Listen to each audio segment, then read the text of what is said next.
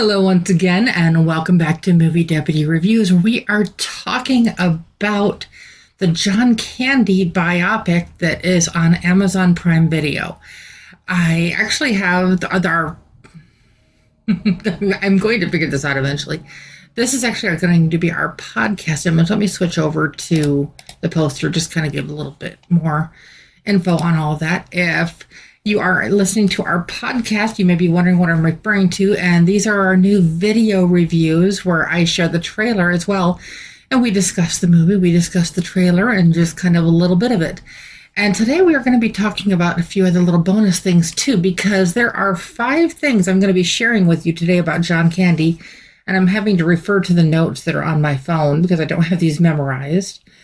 But there are just let's see, 6 things about John Candy. I was thinking that was 5, but it is 6 on that, and I'm just making sure to put my phone on silent there so it doesn't go off when I'm doing this. That can be very distracting.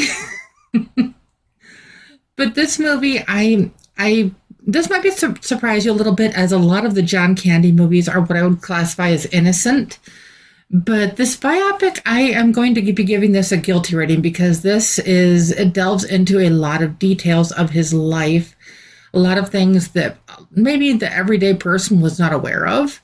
It's beautifully done. I want to acknowledge that right off the bat, that if John Candy has ever made you laugh, whether it was on TV or some skit or a movie, or you saw him live somewhere, if he has ever made you laugh, you want to watch this with tissues, because this will make you cry. This will bring a tear to your eye.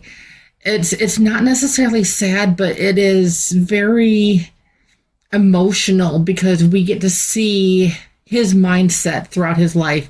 What made him him? What was his inspiration for becoming who he was? How that fit in with his family, how that fit in with his friends, and how that fit in with him performing. And we think of this funny man on the big screen and on the small screen, however you're familiar with him, but there was so much more to John Candy than just what we think we know. And this was really an eye-opener. I mean, the whole poster itself, as you can see here, is all beautifully framed out and done, and it's like a painting type thing of him.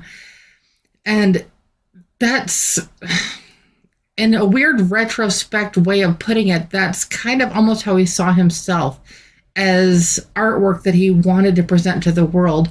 But and that almost makes him sound fake, but that's not what I mean to come across at all. There was, if anything, he was as unfake as you get. He was as absolutely real as you get, and it delves deep into his drug use and his issues with grief and his issues with how he kind of got through all of that. And through this, we see not only John Candy, but we see his family. And like I said, we see his friends. We see those who work side by side with him. We get to see his wife and his children, Christopher and Jennifer. And a lot of people didn't even know he was a dad. But yeah, he has 2 children, Christopher and Jennifer, and they were his world. They were his world in every way imaginable. And he wasn't just a dad to them. He became a dad figure, father figure, for a lot of child actors that he worked with. And we get to see that side of it as well. So before I get too much further into this, I want to share with you this trailer, which is, I think it's kind of amazing as well. And don't worry, I'm not going to forget to tell you the score. You just got to hang around a little bit more. I can't tell you what was right about John Candy or what was wrong. But he was my friend, and I don't want to cry, but when I see him, when you see his face, I mean... Who are you? I'm a Mog. Half man, half dog. Gus Polinski, polka king of the Midwest. Del Griffith, director of sales, shower curtain ring division. This is a lovable guy. This is a guy who, the minute you see his face, you're going to smile. He was amazingly funny. Thank you. He was one of the top performers out of all of them. Guess my secret to acting would be I pretend real hard. Even though John did distinctly different characters, John was always there.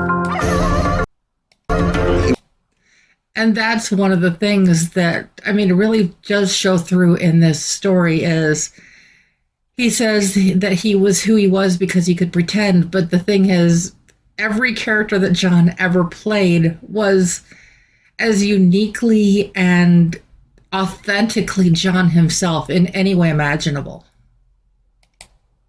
It was so gentlemanly and so Canadian. Nobody had bigger expectations for himself than John.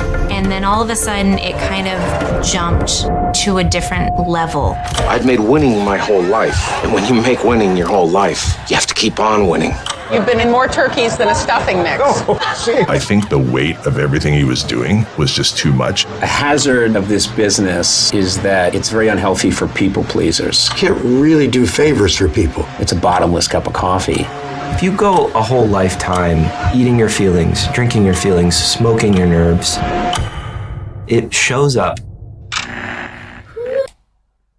And we think we understood that side of John, but like I said, this goes a lot deeper than what you might think. You know, there's some things that are just painful. That's it. And you can't make them not painful. Hollywood still reacting to the shocking news. John Candy is dead at the age of 43. But it's the face you put on the world that defines who you are. He lived his life very much like the movies. He was the child that made everyone happy. And he was the adult that did that. You know, I remember John caring when not a lot of people did. Every time you go away, this is no meager life we reflect on today. You take a piece of this is as full a life as any human can live. Hi, Daddy. Hi, Jennifer. How you doing? Magnificent of visage, eyes and frame. A titan of a gentle, golden man. Well, you think what you want about me. I'm not changing. I like me.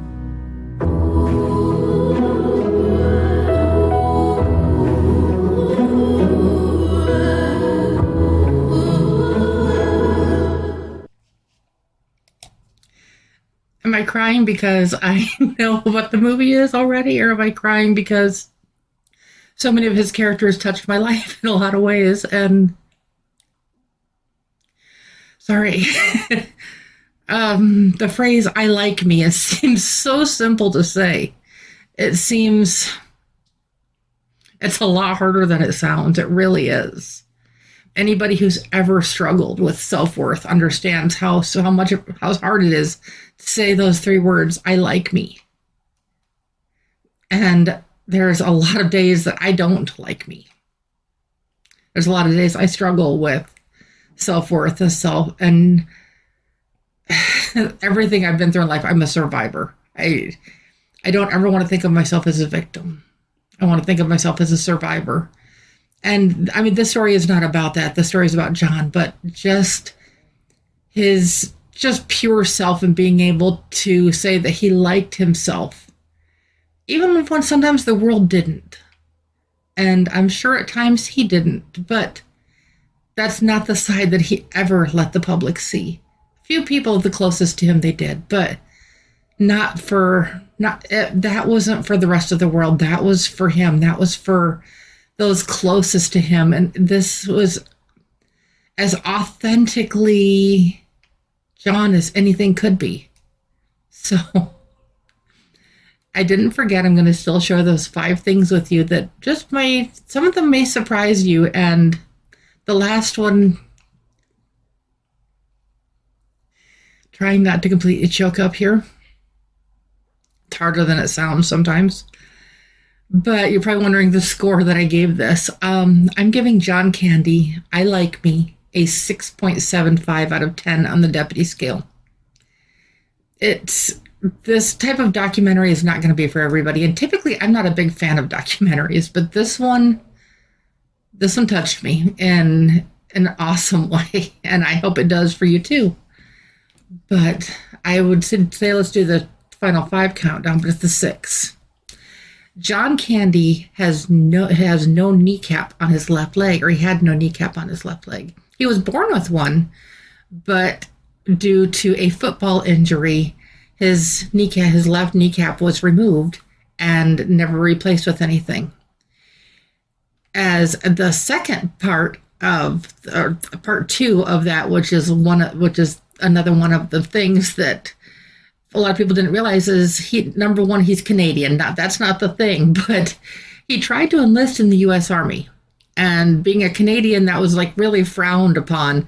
But he traveled down to New York multiple times to try to enlist, and the only reason he was not allowed to was his kneecap, or the lack of his kneecap, the injury to his leg during football. That was what kind of kept him out of being able to serve in the U.S. military. I just thought that was really incredible, because I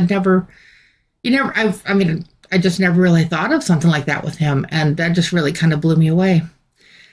The third thing is going to be maybe something a little more people are probably familiar with. Is in this story, he is commonly referred to as Johnny Toronto. And what I keep looking down at is I'm just glancing at the notes on my phone. But it was like one of his stage personas, and it kind of became his go-to. And he started just going by Johnny Toronto for quite a bit of his career, and just the fun side of it. But yeah, if you mention Johnny Toronto, a lot of people, especially in Canada, are going to immediately know the name John Candy. Now, so there's something, this one is maybe going to surprise a few people. Item number 4 is that John actually had crippling anxiety. Now, I'm serious. He really did. He'd have to stop and he'd have to breathe. And he'd go out there, but he had such this internal fear of failure, of letting people down, of not living up to people's expectations, of not living up to his own expectations, of trying to deal with everything in life, between his personal career, his professional career, his personal love life, even in the professional side of it, because he loved those around him. And this anxiety just really kept him on edge. And like you saw in the trailer there, it says once you basically start winning, you're expected to keep winning. And there's the jokes in there that he's been in more turkeys than stuffing. And that's kind of just a bit of a joke, a bad joke, on just how many flops and stuff that he had been in. A lot of people think of like the big names of the things he's been in. And one of those movies, Planes, Trains, and Automobiles, is one of my husband's favorite movies. He has other ones too, but that's just one that always stands out. Now, the last two, number 5 and number 6. Number 5, when John Candy was filming one of his last story that he was doing, he had gone back to the house that he was staying in, and he had he'd gone to bed like normal, and at some point during the night, he must have gotten up and known that something was wrong. And he picked up a Bible, and he had opened it up to try to find some solace. And when they found him, he was laying on the bed, and the Bible was still open. He was holding the Bible, trying to find home, because his faith at the end of the day was what was most important. And that was the last thing that he did. When John's funeral took place in Los Angeles in 1994. My son was born in 1994, so yeah, that ages me a little bit. And I didn't know this. I mean, I remember hearing about his passing on TV, and it made me sad when I'd heard the news. And like many other people, I didn't really give it a second thought. It was like, oh, like he was a funny guy. He'll be missed. I mean, that was about the extent of it. And that's probably a lot of people's extent of it, to be honest. And I didn't, like I said, didn't really think anything of it. And so when they were talking about this, and Eugene Levy was one of the pallbearers, and he mentions this in the documentary, and it's just, they're on the 405 during John's procession. And he looks around and he's like, wait, where's the traffic? I mean, it's the 405 in the middle of the day. Where's the traffic? And they start going by, and they see California Highway Patrol, CHP, and other police and first responders and stuff just there. And they're lining up all these exits, and they're waving to the processional.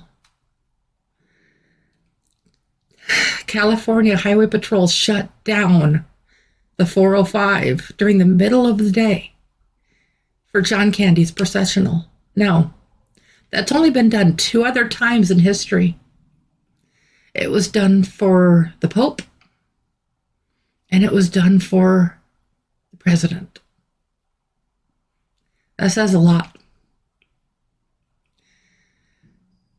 So, I hope that this documentary will bring a tear to your eye in a good way. I want this to leave you with a memory of John Candy that made you smile. I want you to take something away from this, that think back to your favorite John Candy moment, whether it was on TV or on the big screen or on the radio, any of that, or even if it was a sports game. I'm not going to give too much away there. That'd be a big spoiler of the documentary because there's some deep details in there that are kind of special, but take a moment and think back. So I promise this would be an adventure, the highs and lows. But again, I am giving I Like Me a 6.75 out of 10 on the deputy scale. And just because of some of the content, it is getting a guilty rating. If you have Prime, please check this out. If you don't have Prime, sign up for a trial of it, and just if nothing else, just to watch this. If you want to cancel it right after, so be it. But this is one that you don't want to miss.